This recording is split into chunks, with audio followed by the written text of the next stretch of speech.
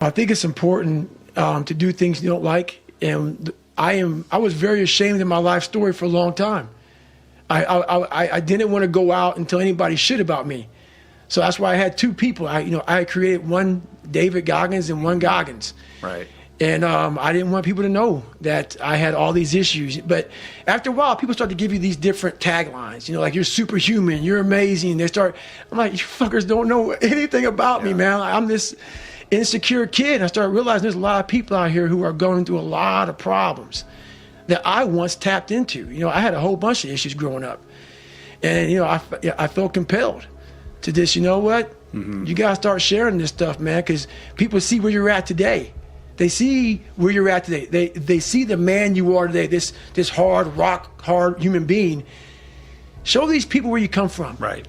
Show these people it's possible. It's funny when you're reading the book, like once you get into the later chapters, like 6, 7, or 8, all the way to the end, you start to forget chapters 1 and 2. That's right. And you start thinking this guy is a superhuman, and then you got to remind yourself, like, oh man, look where he came from. Right. I actually do that in the audiobook. In the audiobook, while Adam's reading, we have a moment where we stop because we're like 6 or 7, 6, 7, 8, where I start doing all these crazy feats and start going way beyond human limits for myself. And I tell people, while you're hearing this, I know you guys have already forgotten about how I came up. Don't forget the torture I endured mentally and physically in my own mind, going through all this shit. So don't ever forget that. So people forget that so quickly when they get to that 7, 8, 9, 10 chapters. So it's yeah. We should just mention the audiobook. I mean, the book is amazing, but the audiobook is next level. And part of that is because you guys kind of broke the paradigm here. Right. You made this somewhat risky decision to have Adam read most of the book, and we can get into the reasons behind that, which I think are well considered. But then after each chapter, you and Adam break it down podcast style, like informally, where you just freestyle on what that chapter was all about, and that just brings it to life in like this Technicolor way, which makes it just such a compelling experience. Well, everything I do, I try to do my very best. And now that I'm out here trying to share this story with people, I want to be so real and so fucking authentic to the point where it was embarrassing to me.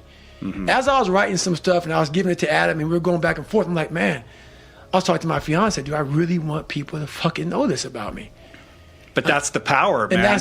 And that's the power strength of that you it, have to summon to be that vulnerable, because that's how people are going to be able to emotionally connect. Exactly. When they look at what you've done in Badwater and all the buds and all that kind of stuff, it becomes difficult for people to relate to that. But when you have the strength and the fortitude to share those parts of your life that do embarrass you or provoke shame in you, that's the real shit. I had to show people I was human. People didn't think I was human. Mm-hmm. They thought I came from outer space, man, from some spacecraft and shit, and landed down here and just formed Goggins from the rocks and the soul of the earth. No, that's not how it is, man. So I said, I'm gonna share a secret with you all.